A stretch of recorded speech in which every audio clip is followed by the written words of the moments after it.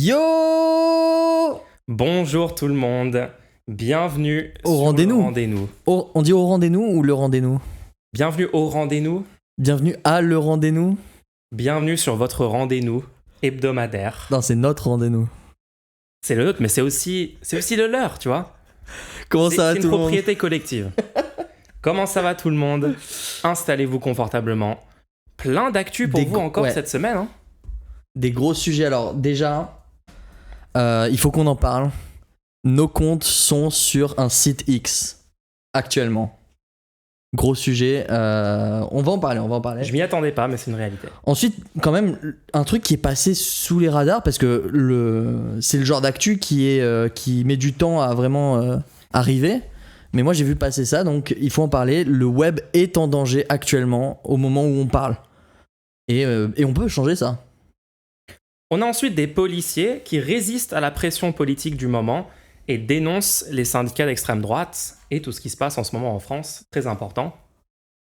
Et pour terminer, des médecins en résistance pour le droit à l'avortement aux États-Unis. Ouais, Grosse histoire aussi. On va parler de tout ça. allez.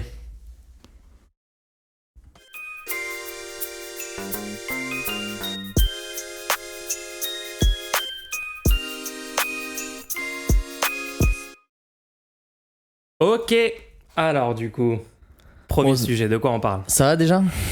Franchement, ça va. Tu Ça m'as va, l'air ça un va. peu tendu. Tout va bien? C'est le podcast. T'as passé une bonne semaine? J'ai passé une bonne semaine. Franchement, j'ai fait des streams de qualité. J'ai bien aimé cette semaine. Ah bon, c'est bien alors. Des très bonnes discussions avec des gens. Moi, mon truc préféré vraiment sur stream, c'est de discuter avec le public. Quoi. Quand les gens. Tu peux avoir tout et n'importe quoi comme discussion, mais c'est toujours les moments les plus intéressants. Tu peux aussi avoir n'importe quoi. Ça arrive. Ça arrive. Faut un peu de tout. Ok, bon. Le site X. Qu'est-ce qui s'est passé? Qu'est-ce qui s'est passé? Moi, je suis juste sur mon téléphone. Je me connecte. Et là, je vois le site, il y a un énorme X dessus. Et en fait, le Twitter qui existe depuis 2007, un truc comme ça. Ouais. Longtemps. Le logo, donc le fameux logo, le logo de l'oiseau bleu là, c'est le même depuis 2012, je crois. Pourquoi d'un coup j'ai d'un l'impression seul d'être coup- sur un site des années 90, tu sais, textuel avec des vieux logos en 8 bits, etc. Genre, qu'est-ce qui s'est passé? Enfin, D'un seul coup, c'est devenu le X, mais vraiment le X, genre la lettre que tu trouves sur un papier mathématique. oui, le C'est le grand symbole, X. oui. Soit l'ensemble Alors, X. Ouais. Qu'est-ce qui s'est passé? Apparemment, ça a été une décision d'un seul coup de Elon Musk, pour ceux qui ne le savent pas, Elon Musk a racheté toute une plateforme. Donc ça, moi, je trouve ça assez étrange parce qu'en fait, on n'a pas l'habitude de voir ça. On a l'habitude de voir ça pour tout ce qui est informatique, nouvelles technologies, le fait qu'on puisse juste acheter comme ça une plateforme.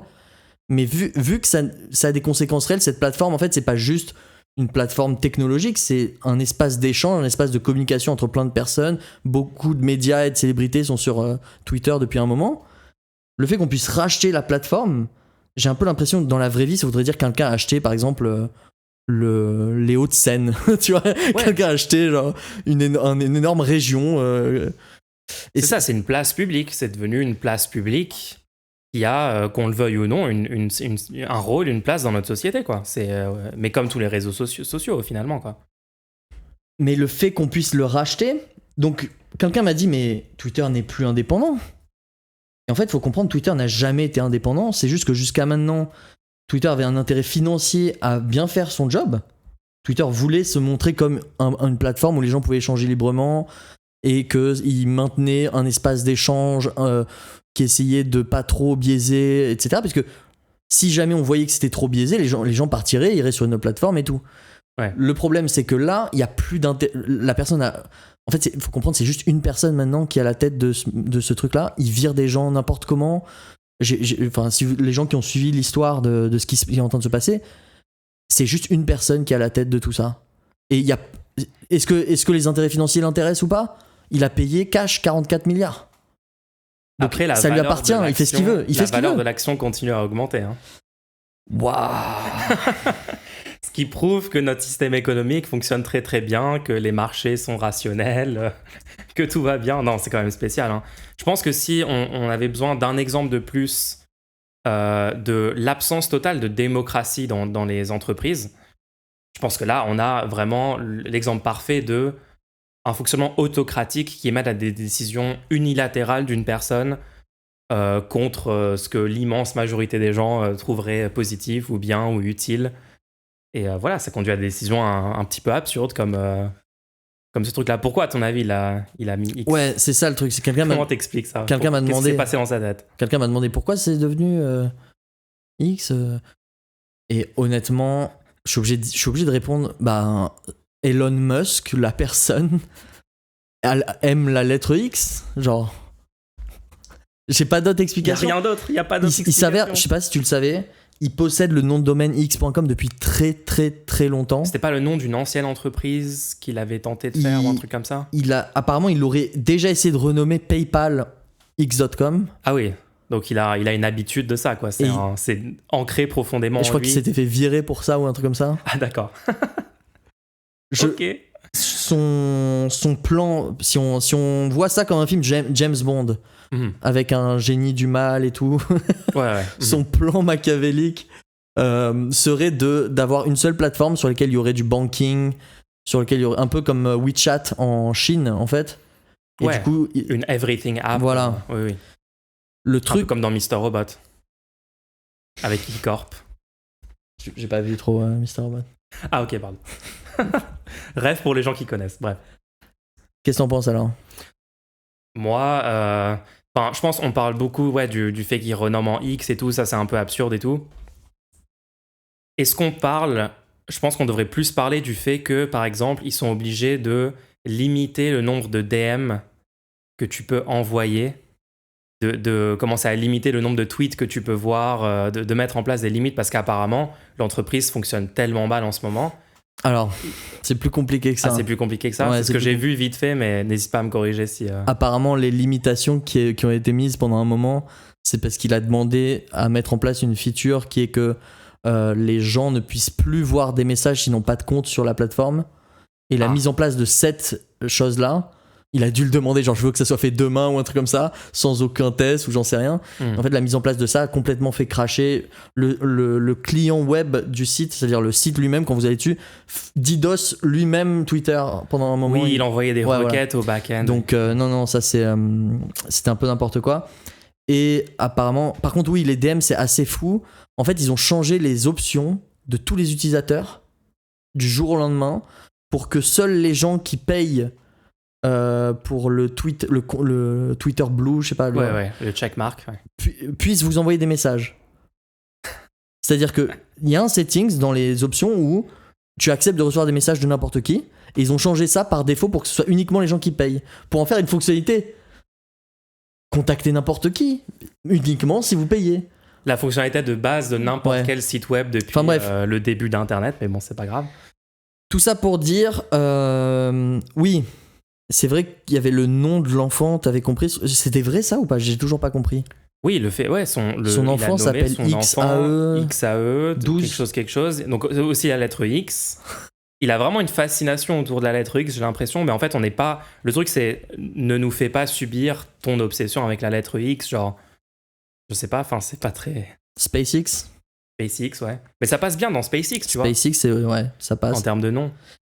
Le truc, c'est que beaucoup de gens vivent ça comme Twitter est terminé. Ah oui.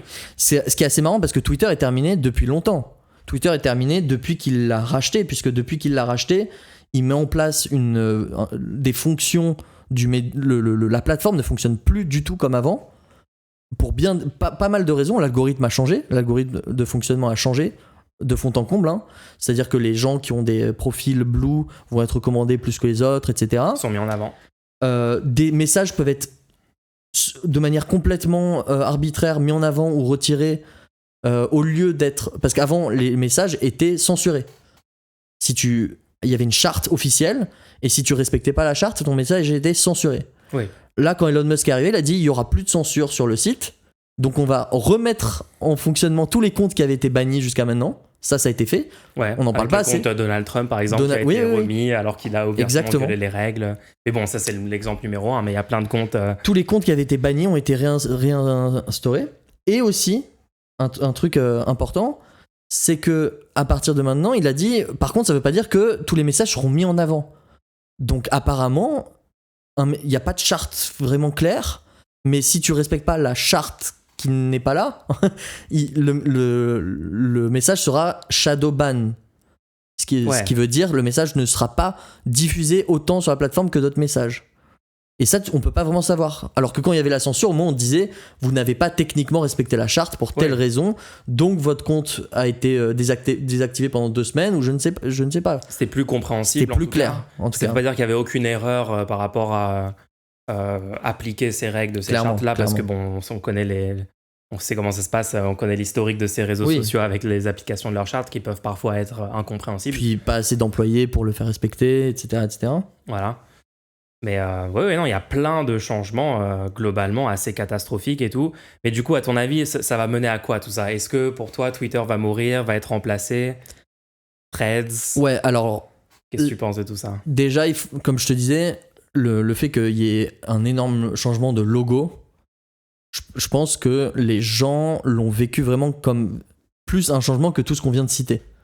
Parce que jusqu'à maintenant, c'était encore Twitter, il y a le logo, tout va bien. Ah bah c'est de loin le truc le plus visible. Voilà, ça, c'est sûr, c'est très visible. Tout le reste, ça se passe en arrière-plan, t'en entends parler, mais bon, au jour le jour, sur Twitter, tu le remarquais pas autant que le logo, quoi. J'ai vu énormément de gens faire le pas de changer de compte, d'essayer de créer une alternative.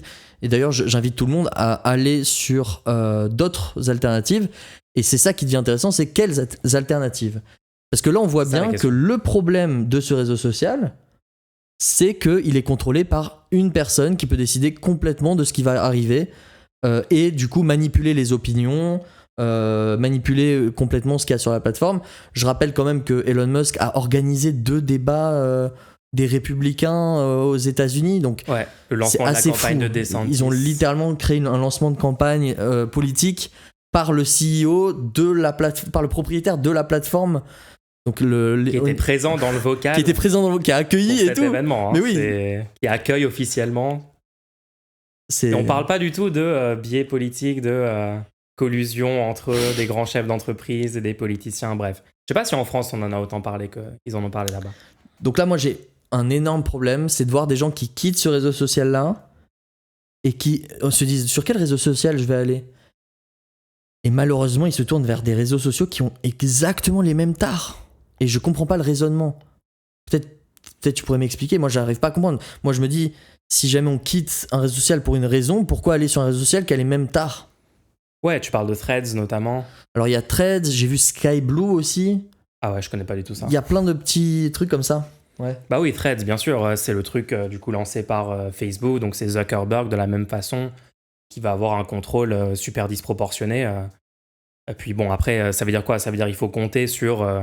le fait que Zuckerberg, il va être gentil, il va être sympa, il va être plus gentil que Musk et prendre des meilleures décisions et tout. Mais t'as totalement raison, ça a les mêmes biais, ça a le même problème systémique qui est ce réseau social est contrôlé par une personne ou un petit groupe de personnes en haut qui peuvent décider de tout et qui décident des choses dans leur intérêt financier, dans leur intérêt monétaire avant tout. Alors que, t'as raison, il y a des alternatives qui existent qui sont pas dans ce but-là.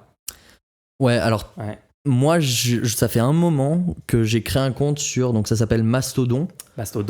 Mastodon qui est en fait, alors c'est là la barrière. La barrière, elle est de juste comprendre de quoi il s'agit, parce que c'est pas aussi simple que il y a un mec qui possède un site, tu peux aller dessus. Vu qu'on veut éviter le fait qu'un mec possède un site, ça veut dire que Mastodon n'est pas un site, c'est un écosystème, et n'importe qui peut créer un site qui fait partie de l'écosystème de Mastodon. C'est décentralisé. C'est totalement décentralisé. Mais du coup, c'est pas hyper évident à comprendre. Mais une fois que la barrière est franchie, une fois que vous avez un compte créé sur un site qui fait partie du fait divers, qui est donc l'écosystème duquel fait partie Mastodon, au final, l'utilisation, c'est exactement la même chose que si vous étiez sur Twitter ou si vous étiez sur Threads. C'est-à-dire, vous pouvez mettre des messages qui font 200 caractères, des images, des vidéos, le poster, vos amis qui vous suivent ou les gens que vous suivez, vous pouvez voir les messages. Il y a très peu de différence, mais la différence fondamentale, c'est que quand vous publiez des messages, ce n'est pas envoyé sur le site d'une personne, c'est partagé entre plusieurs sites qui s'échangent les messages de leurs utilisateurs. Et qu'est-ce qui est bien là-dedans, c'est que si jamais on appelle ça une instance, l'instance dans laquelle vous êtes, donc le site qui fait partie de Mastodon dans lequel vous êtes, décide le de changer nœud du réseau, quoi. Voilà, le nœud décide de changer complètement les conditions d'utilisation, comme le ferait là, c'est le truc qui est renommé Y, mettons. Oui. Vous pouvez prendre votre compte et votre compte continue à être sur Mastodon, mais hébergé par une autre instance, et vous continuez d'interagir avec tous les gens que vous connaissez, etc. En juste décidant de ne plus être dans l'instance. Même vous pouvez créer votre propre instance si vous en avez les moyens. Si vraiment vous voulez être en plein contrôle de vos informations, etc. etc. En Bref. gros, c'est beaucoup plus résilient. Il n'y a pas ce risque de tout le réseau est accaparé par un individu ou un petit groupe d'individus qui commencent à tout modifier de façon unilatérale et les utilisateurs peuvent juste rien faire. C'est subissent, très quoi. résilient et il y a aussi le truc assez bénéfique que si tu veux, tu peux bloquer des instances entières. Parce que des fois, il y a il y a clairement des... Moi, j'aime bien être dans un réseau social dans lequel il y a des chartes assez strictes sur certains sujets. Toi, tu utilises Mastodon depuis un petit moment. T'as sauté le pas, toi. Oui, j'utilise Mastodon depuis un moment. T'as les deux en parallèle, non? T'as Mastodon. Moi, je pense que c'est le meilleur truc à faire parce que il faut pas qu'on s'enferme dans des bulles dans lesquelles il n'y a pas énormément de gens qui sont informés de plein de sujets qu'on aimerait partager, etc. Mais il faut pas non plus laisser tomber les alternatives. Moi, je pense d'avoir à la fois un compte sur les trucs où il y a vraiment plein de gens et dans lesquels tu peux avoir le plus de chances de toucher des publics qui ne sont pas déjà convaincus de ce que tu as à partager. Les plateformes mainstream. C'est cool. Et en même temps, d'avoir un pied de l'autre côté, avec un autre compte sur lequel tu partages aussi ce que tu as envie de partager, mais qui te permet du coup, au moment donné, de dire bon, bah on lève le cap, quoi. C'est vrai que là, si tu t'es constitué un peu un réseau, une commu sur Mastodon, là, c'est pratique dans des moments comme en ce moment, quoi. Tu peux direct reprendre ça derrière et tout. Il faut savoir que sur certains, donc toutes sur Mastodon, certains messages, donc le même message, sur certains messages, j'ai déjà eu plus de réactions sur Mastodon que sur Twitter.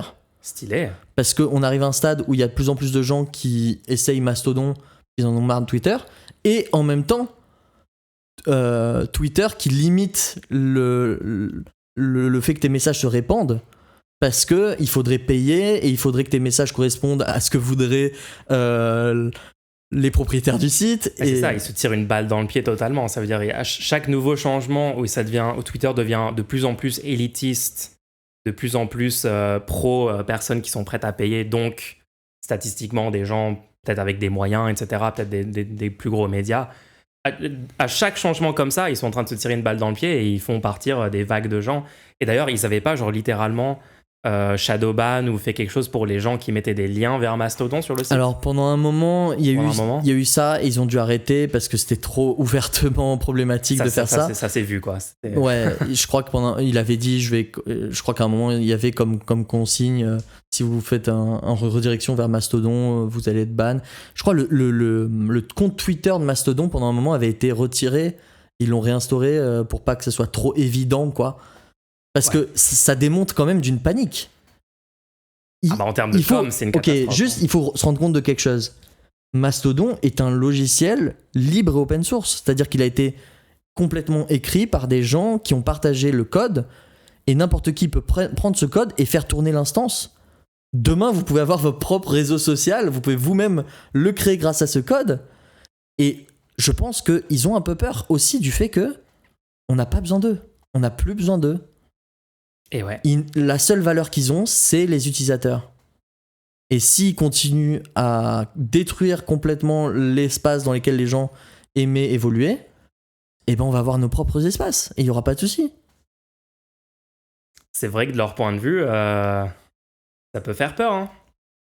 Et c'est aussi ça qui fait la résistance, c'est l'effet réseau. Ça veut dire que tout le monde est sur un truc.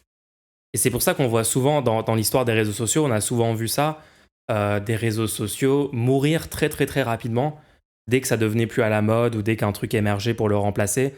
ton nombre d'utilisateurs actifs peut passer de littéralement plusieurs centaines de millions ou de milliards à presque plus personne.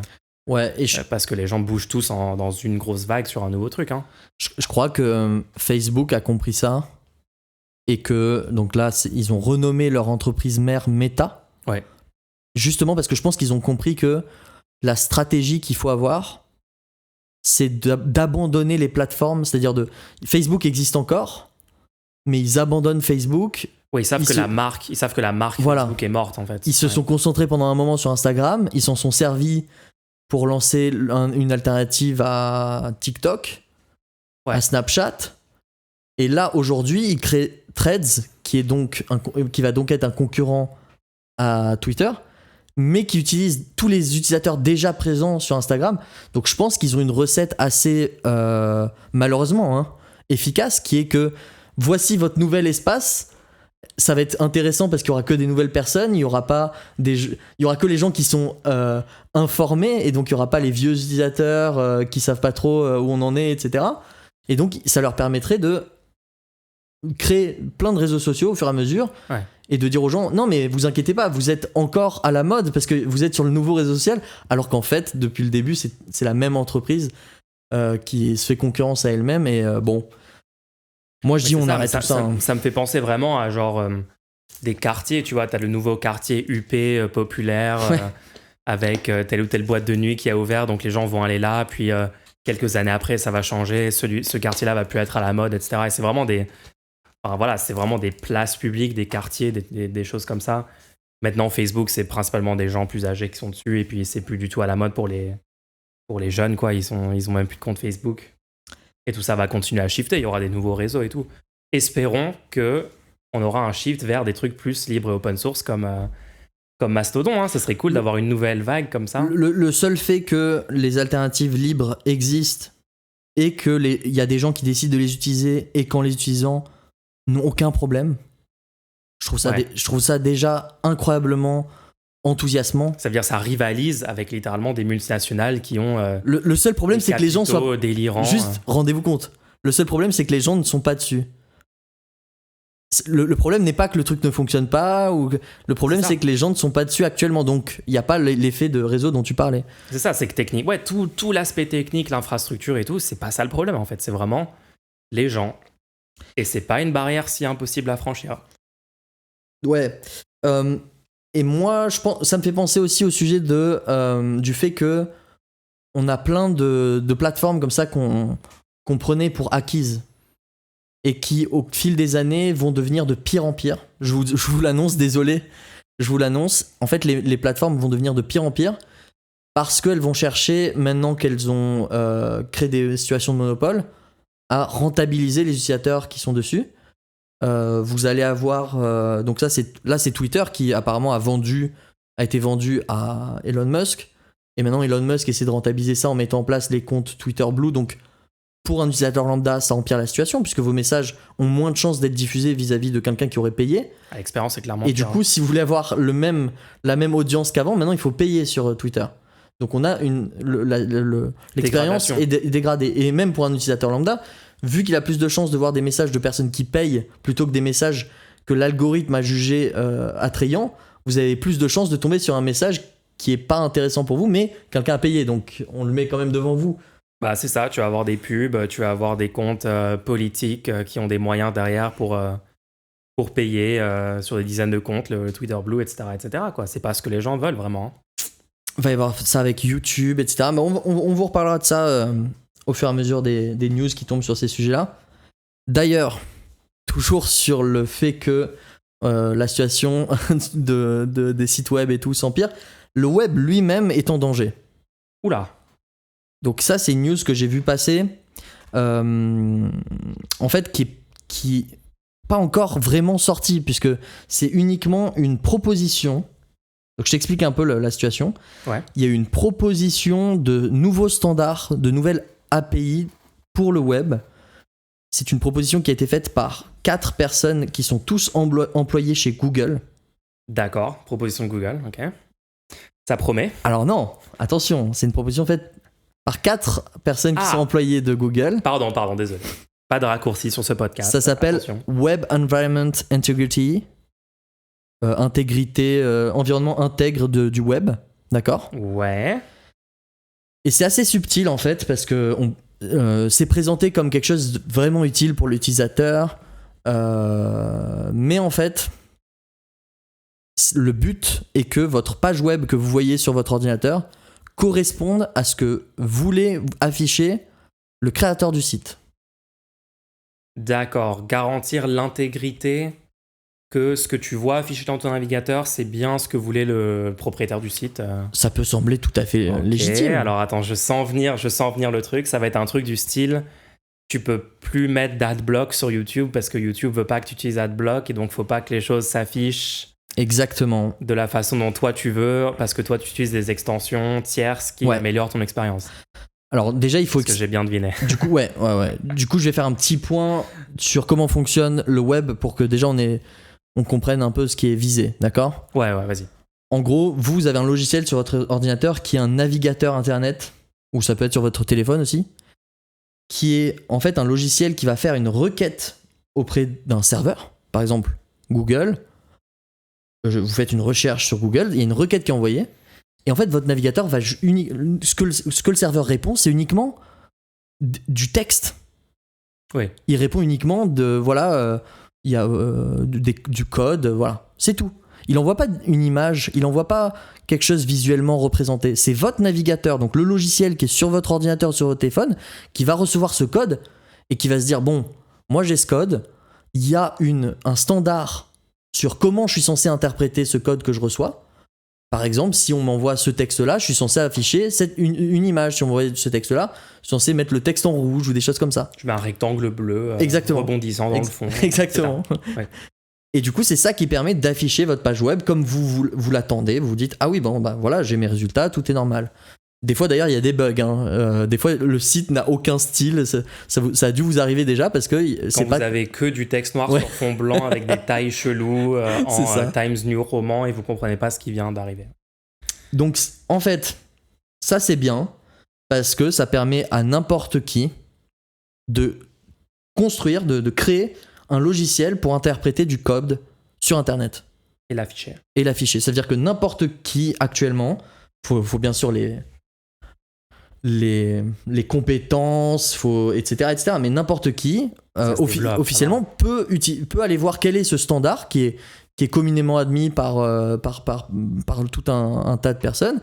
Il y a un standard, on sait comment ça fonctionne, c'est ouvert, c'est libre, et on peut envoyer une requête, obtenir ce code du site, et utiliser ce code du site pour afficher la page, pour l'interpréter comme on veut. Et c'est ça qui est important, on l'interprète comme on veut. Si on décide de ne pas afficher les images parce qu'on ne veut pas utiliser la 3G, si on ne veut pas utiliser la 4G, le data, on peut techniquement ne pas afficher les images sur le site. Et c'est ça qui laisse la liberté d'avoir des extensions qui justement peuvent modifier, enfin c'est un exemple, les extensions, parce qu'après tu peux toi-même aller dans le code, modifier si tu veux, etc. Vous pouvez avoir des extensions sur votre navigateur qui vous permettent de modifier le contenu qu'il y a sur les pages que vous explorez. Donc, il y a des trucs assez évidents comme les bloqueurs de publicité. Il y a des trucs plus subtils comme les choses qui permettent de voir le site comme tous les articles pour que la lecture soit plus facile à faire. Le mode lecteur. Le mode lecture, etc. Ouais, tous les navigateurs ont ça maintenant. Ouais. Exactement. Et là, donc voilà, maintenant on a bien le cadre de comment fonctionne un navigateur, etc. Ça y est, j'ai compris comment fonctionne le web. Merci. C'est important parce que là, qu'est-ce qui est menacé ? Ce qui est menacé, c'est que il est proposé un nouveau standard dans lequel l'interprétation du code n'est pas libre. Le navigateur ne peut pas afficher ou faire ce qu'il veut en fait.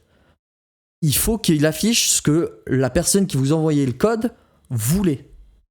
D'accord. Donc moins de liberté pour l'utilisateur.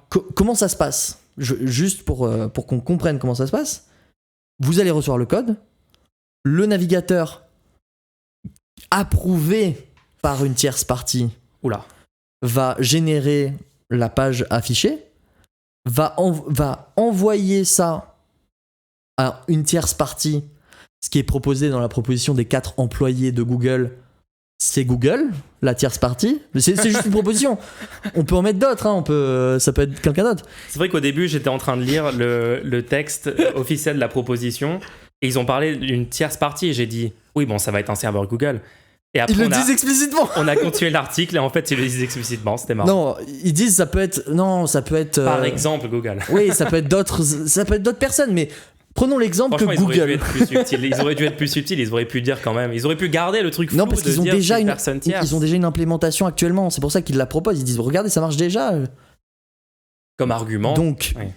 Vous allez envoyer le navigateur va envoyer quelque chose à Google Play Integrity API, je sais pas quoi. Aïe, aïe, aïe. Qui va attester oui, c'est bien ce qu'attendait le serveur.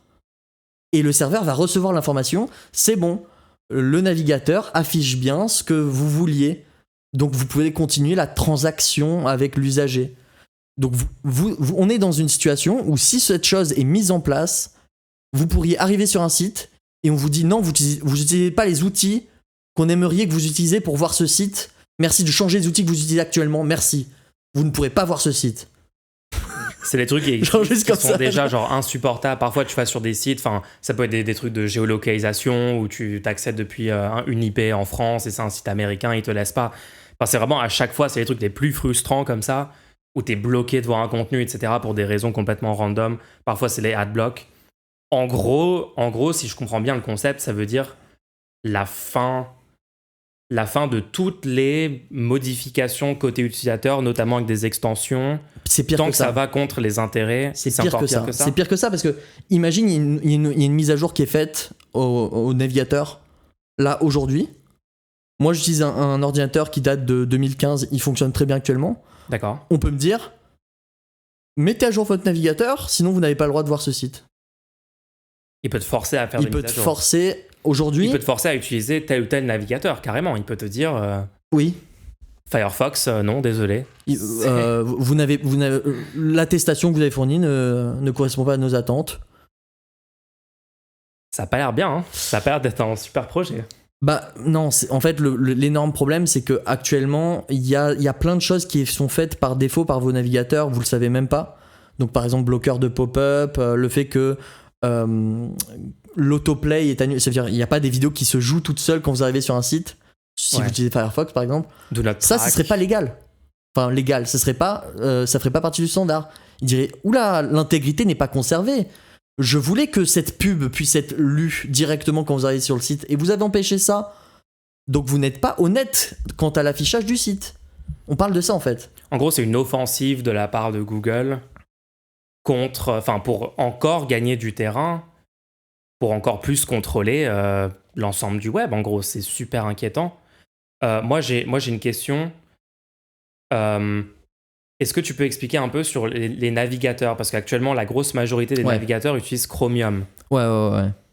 Quel est le rapport entre cette information et les parts de marché respectives des navigateurs bien sûr. Moi, ça fait depuis, je crois, 2019 que je suis affolé parce que je me suis rendu compte, et je le dis à tout le monde, je dis utilisez Firefox. Oui. Et les gens me disent mais non, mais je comprends qu'on ne doit pas utiliser tous Chrome pour pas qu'il y ait un seul acteur mais on peut utiliser d'autres navigateurs, Opera, Brave Browser, je sais pas, Vivendi, il me donne plein de noms. Ouais. En fait non, il y a un énorme problème les gens. Le problème c'est que dans un navigateur vous avez plusieurs parties. Vous avez la partie la plus haute qui est juste l'interface utilisateur qui elle est différente pour chacun des navigateurs. Mais en dessous ça, vous avez un layer en dessous de ça qui est le moteur de rendu. Ce qui permet vraiment de générer la page que vous voyez justement en recevant le code comme je vous ai expliqué. Et le problème c'est que le moteur de rendu, actuellement, c'est le même pour tous les navigateurs qui se basent sur Chromium. Donc ça va être le même pour Chrome, Chromium, Edge, Windows Edge, Microsoft Edge, Chromium aussi, oui. Ah oui. Vivendi, je sais pas comment il s'appelle, Opera, Browser, Brave, tous ces trucs-là utilisent le même moteur de rendu. Ouais, donc Chromium a un quasi-monopole sur le... Non, il y en a un. Un petit navigateur qui résiste en fait, encore et c'est ça qui est incroyable. Firefox utilise Gecko, un moteur de rendu qui crée eux-mêmes Et je trouve incroyable aujourd'hui qu'ils arrivent encore à le maintenir, c'est-à-dire qu'ils supportent techniquement la plupart du standard de web, juste, alors que c'est pas Google, c'est juste Firefox qui fait ça. Et le problème, c'est qu'ils perdent de la part de marché sur les navigateurs. Chaque année, ils en perdent de la part de marché. Ça fait un moment, ouais. Ça fait un baisse, énorme, ouais, ça fait un moment que c'est le cas. C'est autour de combien aujourd'hui, tu penses? Très bas, très très bas. 10, 15%, 10% peut-être, 10%. Ça, ouais. Il faut absolument que ça remonte. Il faut absolument parce qu'actuellement, il y a déjà des sites qui commencent à se dire on n'a pas besoin de supporter Firefox puisqu'il n'y a que 10%, ils ont qu'à changer de navigateur. Il faut pas que les sites puissent se dire ça. Il faut pas qu'un site puisse se dire c'est pas grave si les gens qui utilisent Firefox ne peuvent pas utiliser notre site, ce n'est pas grave. Il faut pas que les sites puissent se dire ça. Dans ce cas-là, Google a gagné, hein. Vraiment, les gens, prenez Firefox, hein, utilisez-le. C'est un super navigateur, moi j'utilise tous les jours depuis des années. Il faut absolument qu'on puisse avoir au moins deux moteurs de rendu. Déjà, c'est anormal qu'il y ait que 2 moteurs de rendu même actuellement. 2, c'est un duopole. Tu te rends compte que pas être ça, mais là on tend vers carrément un monopole, c'est une catastrophe. Tu te rends compte que Microsoft a abandonné son moteur de rendu, a juste pris celui que propose Google. C'est flippant. Hein. Je crois Est-ce que Safari c'est Chromium ou est-ce que Apple garde? Je crois que Safari utilise WebKit et je crois que c'est à peu près la même chose. Quelqu'un nous dit Safari, ils sont passés à Chromium aussi? Non, c'est pas le cas de mes soucis. En fait, je crois que vous vous rendez pas compte à quel point aujourd'hui Internet est important pour notre vie de tous les jours. Et que le fait qu'une entreprise puisse décider complètement de la manière de fonctionner d'Internet est un problème pour vous, qui que vous soyez actuellement. Bien sûr. Ça a un impact sur votre quotidien. Ça a un impact sur le quotidien, ça a un impact sur à une échelle de toute la société, parce que du jour au lendemain, on peut avoir un changement complet de la chose qu'on utilise le plus au quotidien, qui est Internet. Combien d'heures par jour? Allez voir, ok, pour les personnes là qui écoutent et qui se disent mais non, mais on s'en fiche de ce problème, juste ouvrez, parce que maintenant sur vos smartphones et tout, vous avez normalement un compte rendu du temps passé par application et tout. Ouvrez ça 2 secondes, peut-être que vous êtes dans le déni et vous voulez jamais aller consulter ces chiffres-là. Regardez combien d'heures vous passez et vous allez voir qu'aujourd'hui, les moyennes de consommation de médias, de sites web et tout dans la population, c'est des heures et des heures et des heures par jour. Les gens, ça a clairement un impact sur vos vies. C'est pas du tout annexe comme souci. Le contrôle des grosses multinationales sur l'information que vous consommez, les sites que vous consommez, etc. Alors on indique que le code de Chromium est open source, chacun peut le fork et faire ce qu'il veut avec. Malheureusement, ça marche pas aussi facilement. Si vous n'avez pas une énorme quantité d'utilisateurs derrière un protocole, derrière un logiciel, vous ne pouvez pas amasser aussi que ce soit le fait que les gens testent ce que vous êtes en train de faire, que ce soit le nombre d'ingénieurs et de concepteurs nécessaires pour maintenir à jour avec les nouveaux standards un fork. Ouais. C'est beaucoup plus compliqué que ce que vous pouvez penser. Et je veux bien que vous... Allez-y, faites un fork de Chromium maintenant et présentez-nous un nouveau navigateur avec un nouveau moteur de rendu que vous allez supporter. Challenge. Donc, ok. Envoyez-nous l'année prochaine. Quand vous l'avez fait. Voilà, l'année prochaine, JPEG XL va être le format le nouveau format de JPEG qui supporte maintenant la transparence va sortir. Présentez-nous du coup votre moteur de rendu de ce nouveau format d'image. Allez-y, faites-le. Mis à jour en une semaine. Sans souci. Oh, il y a eu on vient de découvrir une faille de sécurité. Réglez-la. Non, en fait, c'est des équipes, non? Non, en fait, c'est juste Jean-Michel qui fait son fork. Ouais, non. Moi, je serais content qu'il y ait des gens qui fassent des forks et que derrière, il y ait une énorme communauté qui soit prête à le soutenir. Mais déjà, actuellement, les gens comprennent pas totalement ce problème, ne soutiennent pas le seul moteur qui actuellement... oui, c'est vrai, ça existe actuellement. Ça existe actuellement. C'est pas un fork, c'est une alternative. Une alternative qui fonctionne qui est Firefox. Venez, on fait survivre cette alternative. Si vous voulez créer des forks, pourquoi pas, mais je verrais pas trop quel serait l'intérêt de faire ça si notre but c'est de maintenir un concurrent et oui, la news la news de cette semaine en fait c'est une bonne nouvelle. Je veux pas non plus dire que des mauvaises nouvelles en fait. On a la fin de l'histoire. La fin de l'histoire, c'est justement que Firefox a publiquement dit qu'il s'opposait à cette proposition qui a été faite. Excellent. Ils ont dit ça publiquement. Donc, quelqu'un leur a demandé de donner leur position sur la question. Et on a eu publiquement Firefox qui disait non, nous on n'implémentera pas ce standard. Le parce Web que Integrity. par le passé, ils ont implémenté des standards par le passé. Sur Firefox, vous pouvez regarder des films sur Netflix. Et quand vous regardez un film sur Netflix, ça utilise des DRM pour pas que vous puissiez télécharger, je sais pas, tout le film. D'accord. Donc ils ont par le passé quand même intégré des standards qui pouvaient poser question. Là, sur celui-là, ils ont dit officiellement nous ne supportons pas ce standard. Nous ne supporterons pas ce standard. Excellent. Franchement, je suis très très très content.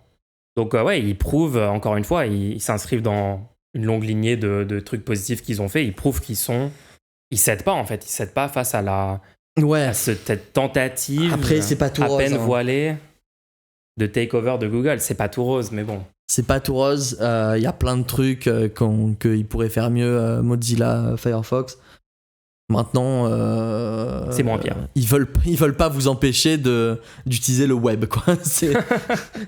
Oui, genre venez et on est pour la pureté, etc. Mais venez, on fait des compromis quand même par rapport au monde réel pour l'instant. Non, c'est important. Juste que votez toujours pour le moins parce pire. Parce qu'on pourra forquer aussi Firefox s'il y a un problème. C'est aussi open source. C'est aussi libre. Bah oui. Voilà. Et il y avait déjà eu ces questions-là parce que je sais pas d'ailleurs où ça en est cette histoire-là. Parce que j'ai pas suivi, j'essaierai de faire des recherches pour en reparler à l'occasion. Mais de la même manière, Google avait proposé d'arrêter le principe de cookies, donc qui sont sur votre ordinateur pour faire du tracking de publicité, oui. Et d'utiliser le concept de cohorte, qui serait un concept à peu près similaire, où au lieu d'avoir des cookies, vous serez mis dans une cohorte. Et une fois que on vous a ciblé, genre vous êtes... Par exemple, on pourrait dire, cette personne est ingénieur mental, donc on va lui recommander que ce type des de publicités contenu, de trucs informatiques. Mais du coup, il faudrait collecter des données sur les utilisateurs pour T'aurais faire ce profilage. T'aurais un identifiant. Ça serait du fingerprinting peut-être je sais pas exactement comment ça serait implémenté, mais du coup, il faut savoir que si on arrive à 99% de la part de marché par des navigateurs qui utilisent le moteur de rendu de Chrome, on est dans un cas de figure où Google peut du jour au lendemain dire maintenant on veut plus supporter les fichiers MP4. Désolé, mais nous on a un fichier nous on a un format. Il y a que YouTube qui supporte ce format actuellement. C'est bête. Du coup, vous pouvez que regarder YouTube pendant 3 mois, pendant que tous les sites concurrents mettent en place ce nouveau standard. Tu te rends compte que ça serait possible de faire ça si c'est le voulaient. Techniquement une possibilité. Rendez-vous compte jusqu'à où ça peut aller, hein, parce que vous avez des exemples récents de comme ça dérives de grandes entreprises que genre il y a quelques années, si je t'expliquais ce qui s'est passé cette année avec Musk et Twitter et tout, est-ce que tu m'aurais cru? Ou est-ce que tu aurais dit oh t'exagères, jamais il ferait des trucs comme ça et tout, rendre payant? J'aurais pas cru que derrière le site puisse continuer à avoir une action assez élevée, etc. J'aurais pas cru cette partie-là. Non, mais tu vois, dans la population globale, on a parfois des tendances à être à se dire non, mais ça ne peut pas arriver des choses aussi graves ou aussi entre guillemets des dérives comme ça d'acteurs privés qui poursuivent leur profit, etc. Mais en fait, si, ça arrive.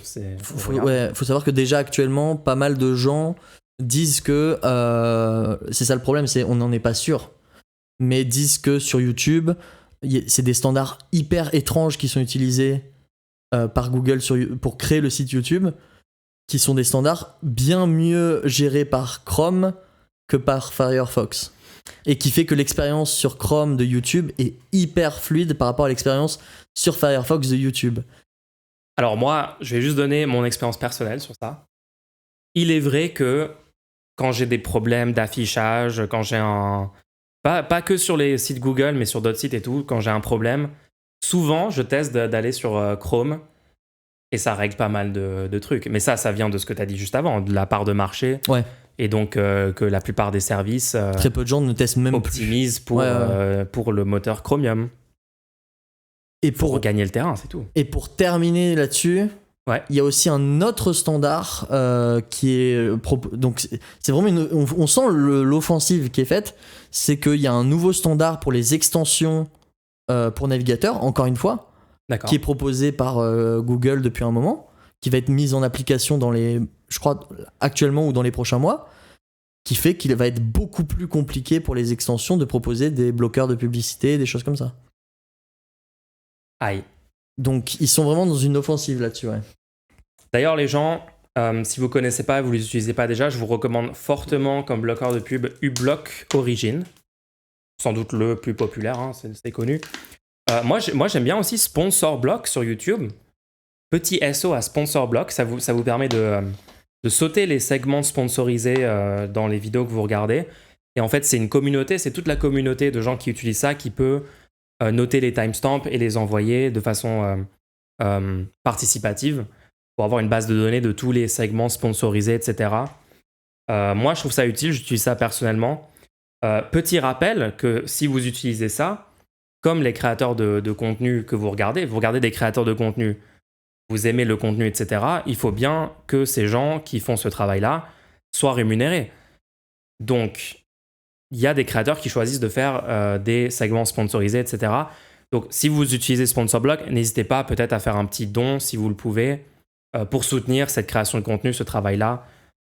Sur les chaînes que vous aimez, que vous voulez soutenir, etc. Je fais les deux appels en parallèle pour bien qu'on dise pas juste oui, il faut skip tous les sponsors.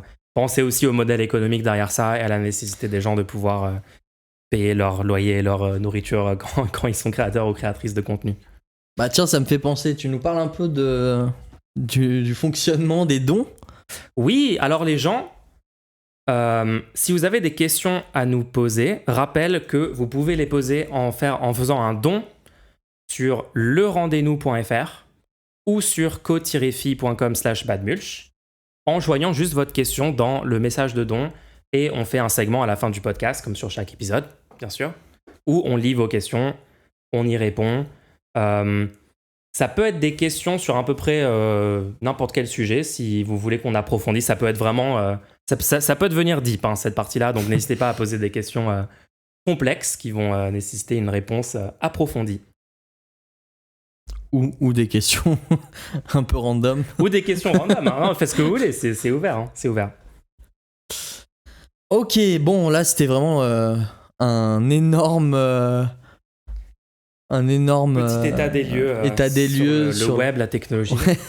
C'est bien de parler de ça. Je trouve ça intéressant, on n'en parle pas assez. J'espère qu'on vous a pas trop noyé de tech. Sortons un peu de tout ça. On va parler maintenant de la police française. Bon, la technologie, reparlons un peu de technologie. Ouais, c'est vrai que c'est pas vraiment la meilleure situation ce qui se passe actuellement en France, hein. Je t'avoue que je m'en passerais bien, même de ce sujet, mais bon, faut qu'on en parle un petit peu quand même. On en parle un petit peu. Vas-y. Grosse semaine, du coup, cette semaine, au niveau de la police, globalement. Beaucoup de violences policières supplémentaires, mais surtout cet énorme mouvement d'arrêt maladie non vérifié comme étant légitime, disons. Donc plein de policiers, des centaines de policiers se sont mis en arrêt cette semaine pour dénoncer le fait qu'un de leurs collègues a été mis en détention provisoire car il aurait agressé et frappé une personne pendant les émeutes pour Naël et toute cette situation-là. Très très grave, hein, la personne est blessée gravement, c'est Eddie. Vous avez sans doute entendu parler de ça. Donc voilà, il y a eu tous ces événements-là. Je ne vais pas revenir en détail dessus parce que c'est pas vraiment de ça que je veux parler. Moi, je veux vraiment parler des policiers qui résistent à la pression politique actuelle parce que vous savez sans doute que les syndicats de police ont soutenu du coup ce mouvement de certains policiers qui est quand même pas majoritaire. C'est quand même... on rappelle, c'est moins de 1000 policiers en France sur des dizaines de milliers de policiers. Donc, faut un peu garder mesure. J'ai entendu des gens dire que tous les commissariats cette semaine étaient à l'arrêt, que c'était totalement généralisé. Alors non, c'est techniquement pas la situation, restons factuels. Mais pour moi, ça reste très, très problématique, hein. Le fait de défendre tes collègues qui ont juste gratuitement tabassé une personne pour aucune raison apparente. Pas foufou. Mais je veux revenir sur les policiers qui résistent à ça, parce que c'est assez stylé de voir qu'il y a des gens qui résistent aux pressions.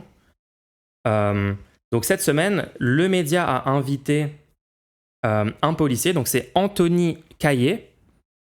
Et Anthony Caillé dénonce en fait entièrement cette situation, demande des réformes fortes au sein de la police. Et juste pour préciser, du coup, c'est le secrétaire national du syndicat de police CGT Intérieur. Est-ce que tu étais au courant que la CGT avait un syndicat dans la police? Je l'entends très peu.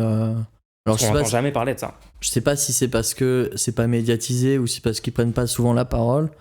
En fait, pendant longtemps, moi, on m'a dit oui, il y a un devoir de réserve, donc on n'entendra quasiment jamais la police s'exprimer sur quoi que ce soit. Puis d'un seul coup, il y a eu plein de syndicats qui semblaient être de droite ou d'extrême droite qui ont pris la parole et il n'y a pas eu de répercussion. Ouais, parce que je pense que le devoir de réserve, c'est un peu plus subtil que ça. Ils peuvent prendre des positions. Ils peuvent dire le problème de la police, c'est la justice. Y a pas, ça marche visiblement. Visiblement. Hein. Mais ouais, donc déjà pour vous informer qu'il y a des syndicats de police qui ont l'air de demander des changements dans le bon sens quand même dans toute cette situation. Et oui, tu dis, t'entends jamais parler de la CGT intérieure, mais en fait, c'est aussi parce que le gouvernement ne les invite jamais. Ils sont jamais considérés comme un interlocuteur genre mis en avant ou de premier plan dans les médias quand il s'agit de syndicats de police au sens large. Et notamment cette semaine, quand Darmanin a reçu les syndicats policiers, ils ont reçu les syndicats d'extrême droite, ils n'ont pas reçu la CGT intérieure, ils n'ont pas été invités, bizarrement. Alors qu'en fait, c'est techniquement le syndicat de police qui propose les changements les plus constructifs a priori, hein, parce que si on regarde un petit peu ce que propose ce syndicat, alors il demande à ce que déjà les policiers soient équipés de caméras. Moi, j'ai toujours soutenu cette idée-là, je pense que c'est une très bonne chose, ça nous permet juste d'avoir plus de preuves sur ce qui s'est passé réellement lors de toute interaction entre la police et la population. Et honnêtement, je dis pas non à ce qu'on ait plus de transparence et d'informations sur ce qui se passe là-dessus. Bah, quand ils pensent à propos des caméras, beaucoup de gens disent oui, c'est une violation de la sécurité de la sécurité des gens et tout. La confidentialité. Mais quand ils pensent, du coup, le seul moment où on aura des images de toi, c'est quand un policier t'a vu. Donc à ce moment-là, le policier, de toute façon, peut dire ce qu'il a vu. Et aujourd'hui, c'est reconnu par la loi comme un témoignage valide de ce que t'as fait. Donc est-ce que tu préfères qu'une caméra montre ce que t'as fait ou qu'un policier dise ce que t'as fait? C'est ça, tu préfères qu'on se fie... Tu préfères qu'il y ait que la parole policière parce que moi, contre toi, ta parole à toi, qui dans des cas concrets où il y a des contradictions entre ce que prétend une personne et une autre, bah, souvent c'est la parole policière qui va dominer, sauf dans le cas où on a des preuves vidéo. Donc est-ce que tu préfères le premier cas ou est-ce que tu préfères quand même qu'il y ait des preuves vidéo? Je pense qu'on préfère plutôt l'option 2. Mais les syndicats de police comme Alliance et les autres syndicats d'extrême droite sont contre le fait d'avoir des caméras. À ton avis, pourquoi? C'est bizarre. Par contre, s'il y a des caméras, il faut qu'elles soient continuellement en fonctionnement. Que si elle n'est pas en fonctionnement... normalement, ça devrait avoir une... Enfin, il y a un problème. Oui, il faut que ça soit automatique. Il faut qu'il n'y ait pas une capacité à juste appuyer sur un bouton. Non, voilà, c'est ça. Juste avant de faire une dinguerie et comme ça. Alors, petite précision sur le droit de réserve, le devoir de réserve. Du coup, ce serait pendant le service uniquement. Et en fait, les syndicats, eux, peuvent prendre position au nom des agents, mais les agents individuellement, eux, ne peuvent pas prendre position. Si j'ai bien compris. D'accord. C'est pour ça, que par le biais de syndicats qu'une expression peut être donnée. Apparemment. Là, c'est le chat qui donne les informations, donc... Info chat. Checkez par vous-même tout ça. On aime le chat. Mais oui, ça doit aussi être pour ça que quand on a des témoignages comme ça de policiers qui dénoncent les problèmes au sein de l'institution, c'est des gens comme Anthony Caillé qui sont des représentants syndicaux et du coup qui sont... Ça rentre dans les règles devoir de réserve et tout. En vrai, ça explique le... C'est cool. Bah, du coup, c'est cool qu'on puisse entendre une parole un peu différente que tous ces autres syndicats qui ont l'air un peu en dehors de la réalité, parce que c'est assez bizarre les revendications qui sont faites par rapport à ce qui est en train de se passer, ce qui s'est passé ces derniers mois et tout. Ah, c'est très inquiétant. Hein. Je... Quand ils parlent de nuisibles, il faut purger le pays des nuisibles, les choses comme ça. Ah ouais, j'avais Enfin, même pas vu ça moi perso. Donc, le communiqué d'alliance après Naël, Ok, là, ok. c'était... Ok, du coup, ça, c'est toute une conversation qui a eu lieu sur Le Média, c'est ça? Oui, le média qui fait vraiment un bon travail là-dessus. J'ai regardé l'entretien, c'était très très bien, très très constructif. Et ils n'ont pas été invités par Darmanin, quoi. Donc rappelle que ces syndicats-là existent, qu'il y a des gens au sein de la police qui luttent activement contre, on va dire, l'idéologie d'extrême droite répandue au sens large dans la police, qui dénoncent les violences policières, qui demandent des réformes fortes. Attends, j'aimerais bien lire 2-3 autres réformes demandées. Juste pour clarifier sur les caméras qui seraient des caméras portatives au niveau du buste du policier. Et en fait, l'idée, c'est que ces caméras sont accessibles par toute personne.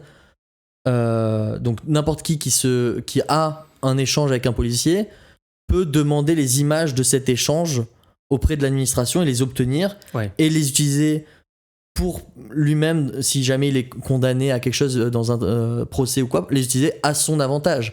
Donc il faut vraiment le voir comme un avantage techniquement pour les gens en fait. Un avantage citoyen. Ouais.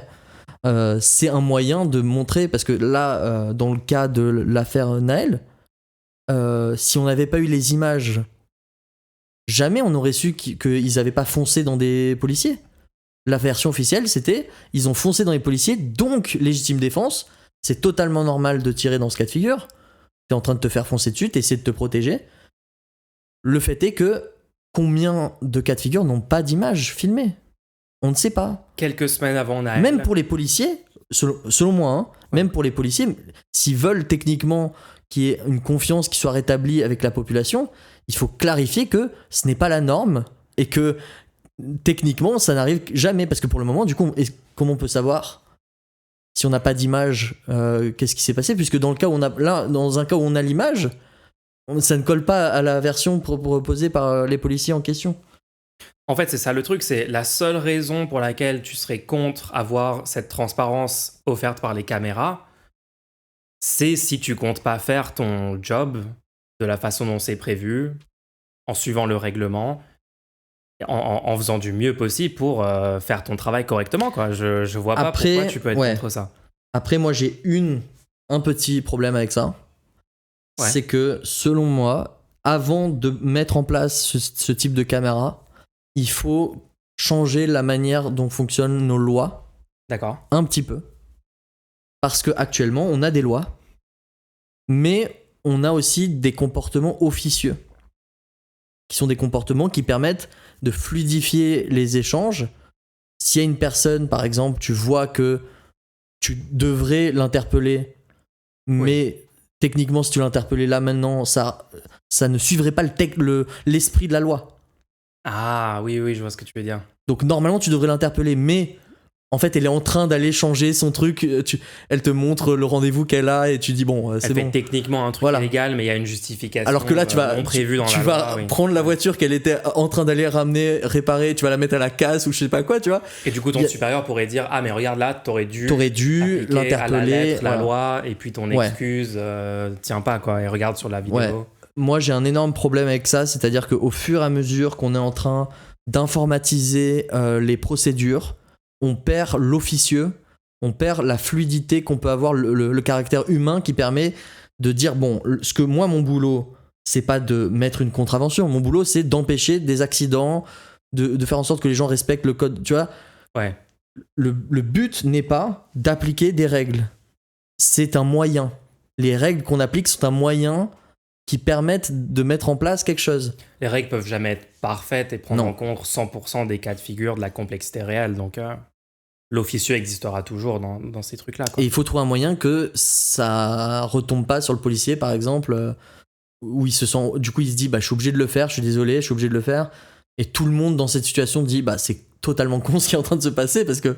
Ouais. N'importe qui aurait vu ça aurait dit, non, mais vas-y, laisse-lui aller changer son clignotant, je sais pas quoi.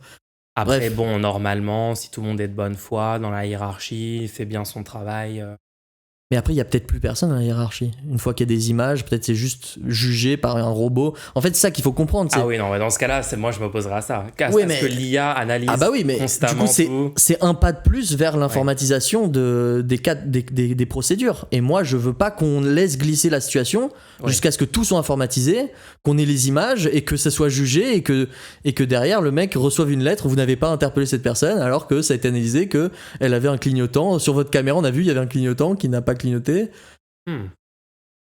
Ah, c'est intéressant, j'avais pas pensé à ça. Hein. En gros, il faut implémenter ça d'une façon c'est au niveau qui maximise les impacts positifs et qui empêche les. C'est pas au niveau technique le problème, selon moi. Là, le problème est pas au niveau technique, c'est vraiment politique. Au niveau de nos législations, de la loi, comment elle fonctionne, d'essayer de retranscrire dans le texte de la loi l'officialité qu'on avait avant, quand c'était juste sur un dossier que tu transmettais, tu pouvais mettre un post-it. Ouais, l'officieux, ouais. C'est ça. Je sais pas si t'as remarqué, aujourd'hui on a des sites. Est-ce que vous êtes célibataire, en couple? Merde, je suis en plein procédé de divorce. Je suis censé faire quoi? Choisir dans une liste limitée. Je suis censé faire quoi? Tu vois ce que je veux dire? Ouais. Et avant, on mettait un post-it. Cette personne divorce, tu sais quoi faire, Martine, tu vois, genre. Et tu l'envoies à l'admin, tu vois. Et on a plus ça dans la plupart des cas de figure. On peut même plus joindre au téléphone. On ne peut même plus prendre de rendez-vous. La plupart des temps, il n'y a pas de rendez-vous jusqu'à 6 mois plus tard. Donc, il faut faire en sorte que l'officieux qu'on avait avant dans les échanges, on l'avait. C'est pas quelque chose qu'on est en train de mettre. C'est ça qui est fou. C'est quand on informatise les procédures, on a l'impression qu'on ne change rien. Mais on est en train de faire disparaître dans la pratique des choses qui se faisaient. Humain, quoi, tout l'aspect des humain. choses qui se faisaient. Ouais. Oui. Ouais. Et qui permettaient au système de fonctionner. C'est ça. Donc en fait, il faut juste veiller à ne pas supprimer des humains du processus à toutes les étapes clés, quoi. C'est juste ça. Donc implémenter la technologie quand c'est positif et pas. Mais en fait, c'est toujours ça, parce qu'en fait, ces réformes-là, à base de caméras, à base de technologies implémentées, quand c'est la droite au pouvoir depuis des décennies qui l'implémente, ils s'en servent ensuite pour virer en masse des humains pour, entre guillemets, réduire les coûts. Alors qu'on sait que sur le long terme, ça réduit pas vraiment les coûts, mais bon, ça, c'est une autre histoire. Donc en fait, c'est ça. Donc je pense, dans l'esprit de plein de gens, souvent la technologie est associée au fait de supprimer un grand nombre de travailleurs d'humains dans le processus, etc. Alors que c'est pas intrinsèquement le cas, quoi. Il y a une bonne proposition là dans le chat qui est de dire qu'en fait, il faut que ça ne change absolument rien au fonctionnement actuel. La seule chose qui peut changer, c'est que tu peux faire un recours pour obtenir l'image. C'est ça. T'as juste une option T'as juste une option pour obtenir l'image. Mais tout le reste est encore en place. Ouais. Et peut-être qu'au cours d'une enquête, les enquêteurs aussi peuvent demander les images, tu vois. Mais sinon, les images ne rentrent pas dans un processus pour avoir une décision, pour ajouter une peine. Oui, non, mais c'est carrément possible de l'implémenter, d'améliorer ça. Et puis enlever juste les flingues pour les gens qui gèrent le trafic, je sais pas. C'est vrai que j'ai pas compris. J'ai pas compris pourquoi, de base, le policier qui contrôle est-ce que Naël a bien son permis, etc., ce qui est un rôle tout à fait nécessaire. On veut que les gens qui conduisent aient passé le code, le permis, etc. C'est normal d'avoir des contrôles comme ça. Encore que, bon, on sait que les contrôles se font de façon disproportionnée selon ta race sociale perçue, etc. Mais il faut ces contrôles. Mais pourquoi il a besoin d'avoir une arme à feu chargée sur lui Je sais pas. Enfin, il n'y a pas le port d'armes en France. Pourquoi partir du principe que... Oui, appeler des renforts s'il faut une arme. Bah oui. Bref. Donc c'était cool d'avoir un autre son de cloche. Du coup, allez voir Ouais, je vous recommande fortement cette interview de ce policier. CGT Intérieur, allez vous renseigner. Si vous êtes vous-même policier, n'hésitez pas peut-être à rejoindre le syndicat si vous en avez la possibilité. Non, mais souvent, il y a des policiers qui sont perdus. Ils ont des collègues oui, avec des idéologies bizarres. Peut-être souvent et tout. Des policiers qui peuvent être en dépression ou quoi. Genre, c'est... En vrai, moi, j'ai énormément de sympathie pour les policiers qui veulent juste faire le travail de policier tel que ce qu'on imagine. Ouais, du bon travail. Et qui aujourd'hui se retrouvent à devoir gérer cette image qu'ils portent du fait des gens qui réclament tout ça. Enfin bref, c'est compliqué. C'est compliqué. Force à ces personnes. Et oui, du coup, apparemment, ce syndicat n'a pas les mêmes opinions, donc pourquoi pas. Donc, Voilà. Basé. on continue avec une bonne nouvelle. Ah, encore une bonne nouvelle. En fait, il y a 1 an, je crois que c'est 1 an à peu près, aux États-Unis, le droit à l'IVG, l'interruption volontaire de grossesse, a été remis en question fondamentalement. C'est une bonne nouvelle pour toi, ça. Non, ça c'était il y a 1 an, ça. Je te dis, il y a 1 an. J'ai pas fini ma phrase. Cancel. Voilà, c'était la news. C'est les 1 an anniversaire. Non. Du coup, c'était il y a 1 an. Et depuis, en fait, malheureusement, j'ai pas vu énormément de tentatives offensives de la part de l'administration de Biden pour remettre ça en question.